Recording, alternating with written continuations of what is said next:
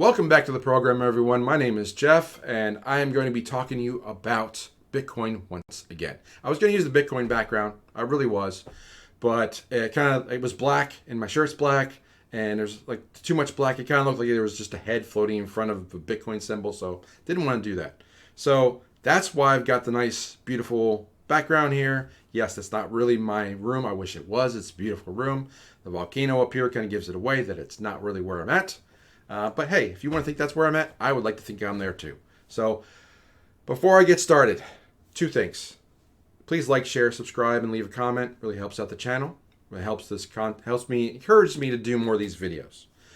Second thing, it's kind of a freebie to you. We're offering a free newsletter. It's the EconomicPreppers free newsletter, and it's a really easy email to remember for now. We'll probably have it automated through our website soon. Dylan's working on that. He's on assignment, but that'll be up soon.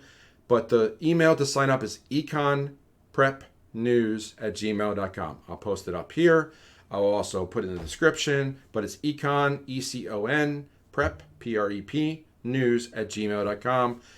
Drop us a line, say hi, and you'll get an automated email back and says you're subscribed, and then you're good to go, and you'll be getting copies of the newsletter as they come out. So thank you for doing that.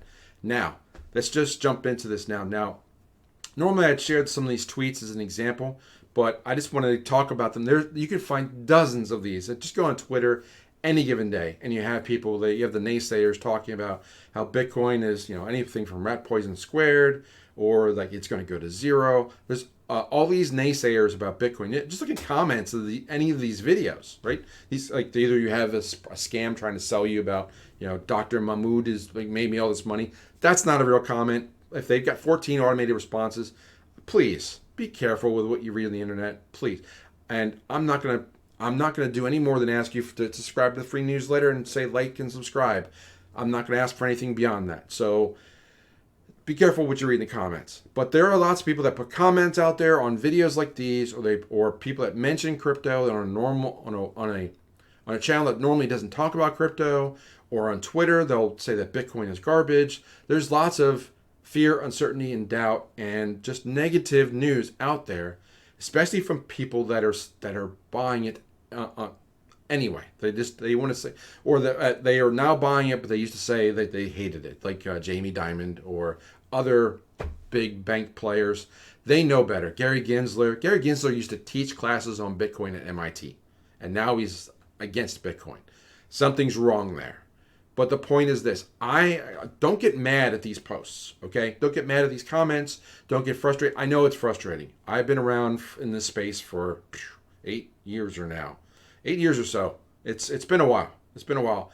And everybody, we used to always talk about when are we going to get adoption? When are people going to understand this? And Michael Saylor is still out there talking. If you don't know who Michael Saylor is, he's one of the biggest voices. He's the president of MicroStrategy, or he's the CEO, or he used to be the president, but he owns MicroStrategy, and they are probably one of the biggest firms out there buying Bitcoin every quarter.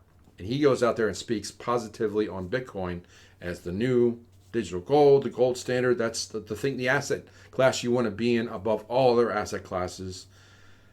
And he even gets negativity and questions, and lots of people speak about Bitcoin. There's lots of naysayers. Don't be upset by the naysayers, because look at it this way. For every naysayer that's out there, that's somebody that's not competing with you to go get some more Bitcoin. Okay? Bitcoin is out there it's a freedom tool. It is a ability for you to escape the dollar system, to escape the legacy debt fiat system that's got dollars and euros and pounds and yen and won, all these currencies that have nothing backing them anymore. They're not gold backed. They're not, and it's a question if they ever were. That's a story for another time.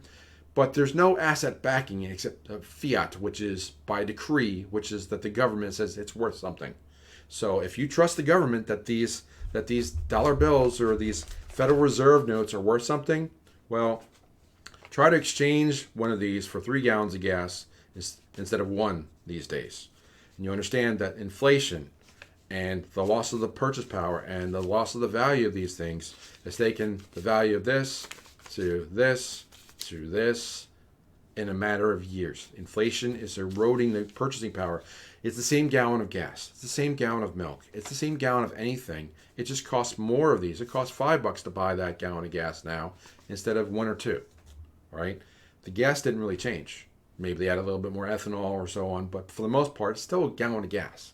Your car still drinks it and makes the engine go. It's the same, and you go the same number of miles, give or take, as 5 years ago in that same gallon of gas. It might have gotten older a little bit. Maybe it's not as performing as well, but you get the idea. The point is that those dollars don't buy what they used to. And the reason is basically inflation. They're printing more of them. There's no limit to how much they do it. And inflation just erodes your purchasing power. So the FUD that's out there, don't embrace it. Right? Just look at it for what it is. It is a deterrent for those people who don't know yet.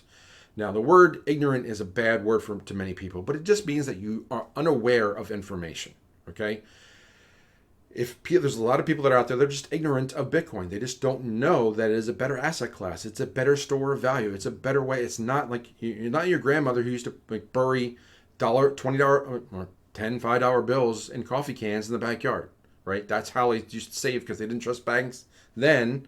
Not that you should trust banks now, but you could get away with storing dollars back in the day because inflation wasn't as bad. That's why if you look back in the 50s and 60s, it was a boom era for the United States because inflation hadn't really crippled the economy yet. You could still have one worker in a family. You could have that nuclear family, or you could have that one guy going to work and supporting an entire family and a house full of kids on one salary.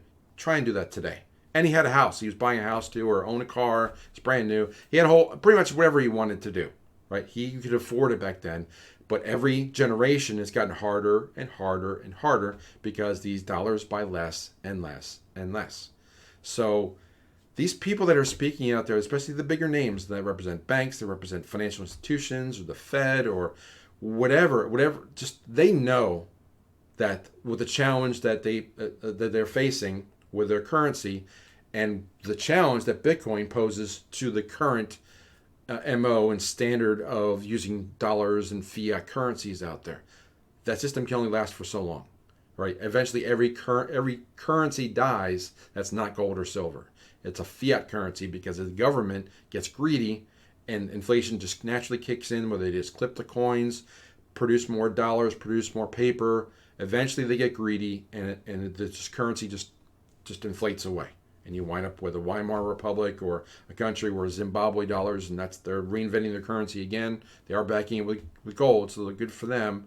But not every country is going to be like El Salvador or Central African Republic, which are using Bitcoin. They don't want to talk about those, but they're most likely to succeed because there's actually an asset backing that currency. So lots to think about, lots to talk about, but don't worry about the FUD. Embrace the more FUD that's out there, the more people that are just uneducated or ignorant of Bitcoin, the more opportunity there is for you, for those who already understand it. And if you want to help people understand it more, introduce them to videos like this one or our newsletter, sign up for that, and let myself or Dylan try to encourage them or teach them so that they can understand why these things aren't worth it. Everybody knows that these don't go as far as they used to. But the question is, what do you do about it? And that's where gold, silver, and Bitcoin enter the conversation. So, lots said today. Leave a comment down below, like and subscribe, grab the newsletter, and I'll see you in the next video. Take care.